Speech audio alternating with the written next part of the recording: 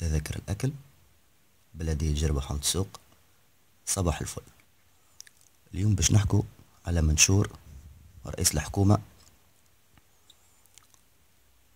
بتاريخ 19 جانفي 2016 اللي يحكي فيه على تذاكر الأكل، بالعودة إلى بيان اتكا جربة حمد السوق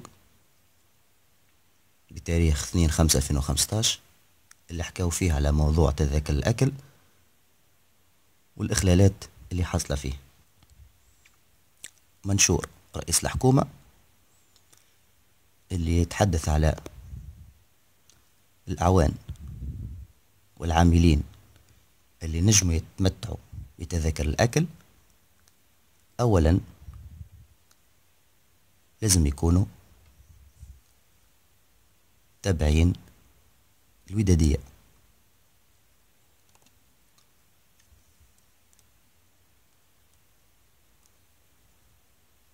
بالنسبة بلدية جربة حمد السوق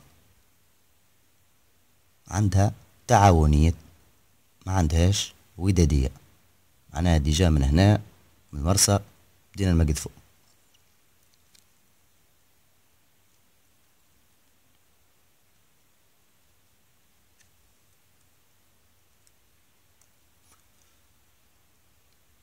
نعدوا حكاية الودادية والتعاونية.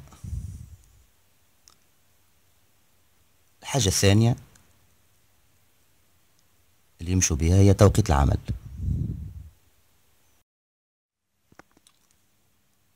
هوني ملاحظة مهمة، اللي يراو تذاكر الأكل ما تتعطى كان خلال فترة التوقيت الشتوي.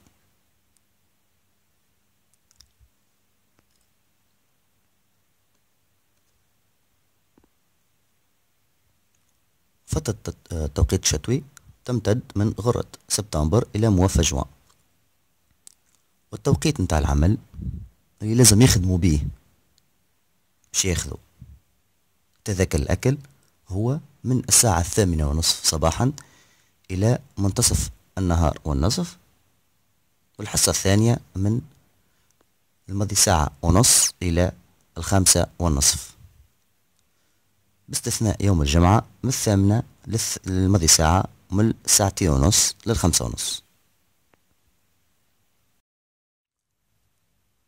في الخلاصة نقولوا إذا بلدية جربة حمد السوق تحب تتمتع بتذاكر الأكل كيما ضبطها رئيس الحكومة في الأمر متاعو وما تخالفوش، لازم أول حاجة يعملوا ودادية أعوان، ولازم ينخرطوا فيها، ولازم يطبقوا القانون متاع التوقيت. وبالطبع ما نجموش نكملوا الفيديو من غير ما نقولوا اللي راهو مسؤولية تطبيق أمر رئيس الحكومة تجي على عاتق رئيس اللجنة المشتركة لتسيير بلدية جربة حمد السوق المعتمد. بسلامة.